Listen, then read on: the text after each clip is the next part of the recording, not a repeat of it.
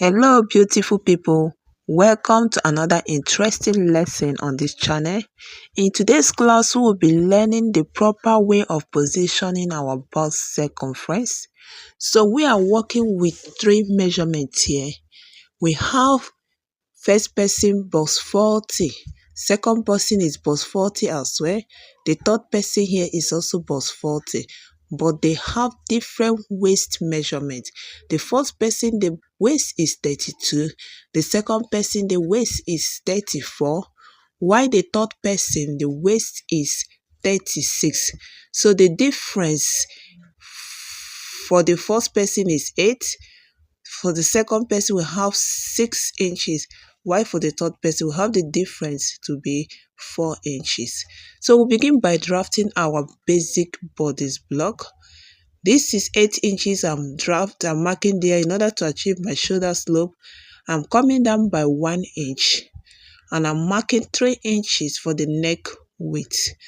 From that 3 inches mark, we'll be connecting it to the 1 inch shoulder slope in order to achieve our shoulder slope. The shoulder I'm working with is 15. Divided by 2, we have 7.5. And we'll be adding half an inch for sewing allowance, making it 8 inches. For the armhole depth, we are marking 7.5. The same thing we have at the shoulder as half of our shoulder. For the armhole depth, 7.5. So we are marking the same 8 inches in order to achieve a straight line at that armhole area.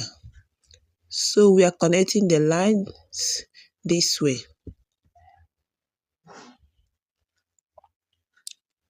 So we are taking our vertical measurement, shoulder to bust. You mark your shoulder to bust measurement, your shoulder to under bust measurement, and your shoulder to waist measurement. Connect the lines. That is for the bust line. And we have the under bust line. And the last one is the waist line. That is the bust line, the under bust line, and the waist line. So we'll be placing our bust circumference. The bust we're working with is bust 40. The three persons have bust 40. They only have difference in their waist measurement.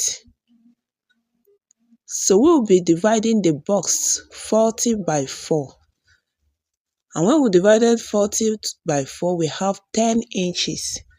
So at that bust area, not at the chest area, not at that armhole area, at the bust line, we marked 10 inches.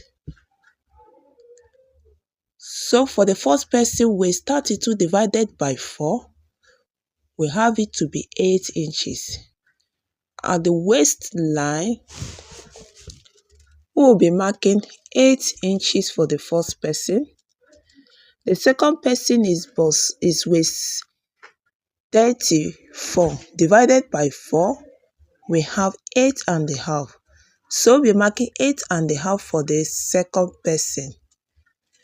They all have bust 40. The third person is waist 36. Divided by 4, we have 9 inches. So we are marking 9 inches for the third person.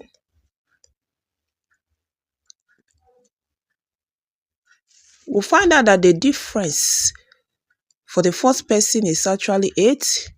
The difference for the second person is 6. While the third person, the difference is just 4 inches. So showing that the first person is more bustier than the second person, and the second person is more bustier than the third person. So at this chest line, which is the armhole line, we will be marking the same 10 inches as well. So some persons will connect from the armhole line down to the waist line. You can see me if I connect from the armhole line or at the chest line down to the waistline.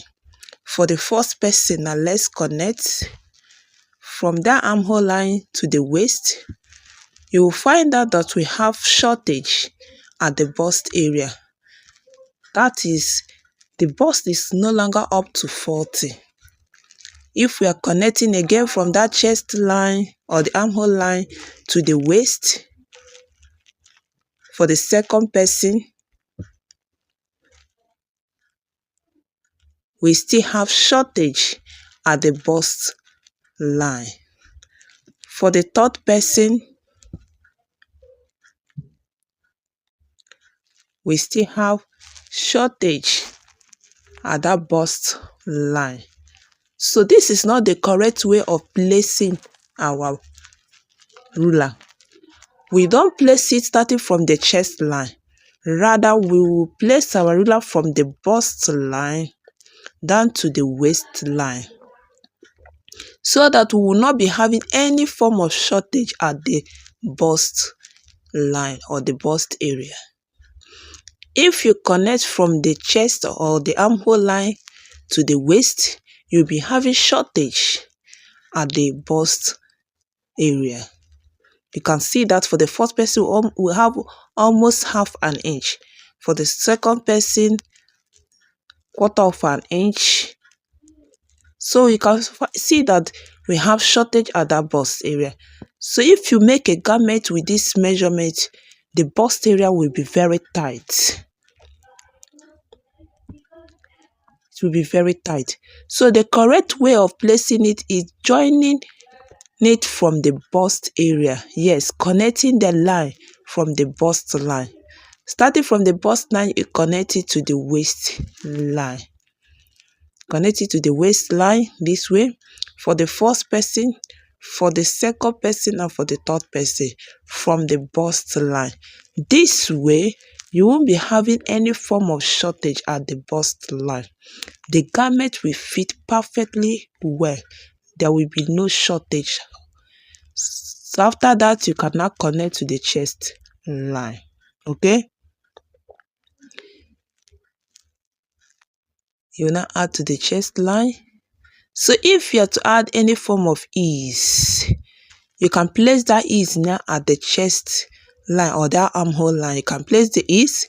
You can add ease of half an inch or 0.25 to ease for ease. Yes, depending on how free you want the garment to be. But if it is a fitted garment, 0.25 ease. Yeah, that's 1/4 of an inch is good.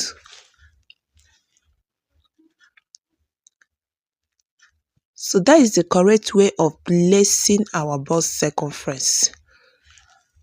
I've seen several people making this mistake. That is why I came up with this video, in order to enlighten some persons on the proper way of positioning our bust circumference in order to have a fitted garment. So placing the ruler from that armhole line is not the correct way of joining the line. Rather, place it from the bust line down to the waist and now connect to the armhole line. So if you have found this video very helpful, do not forget to share and like, and also subscribe to this channel for more useful videos like this. So for the armhole, we are measuring the midpoint and we are coming in by half an inch in order to achieve a perfect armhole. So we came in by half an inch, and with the help of our armhole curve or our curve ruler,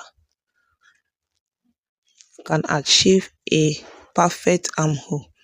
You can do this with your free hand as well. So this is it for our armhole. We came in by half an inch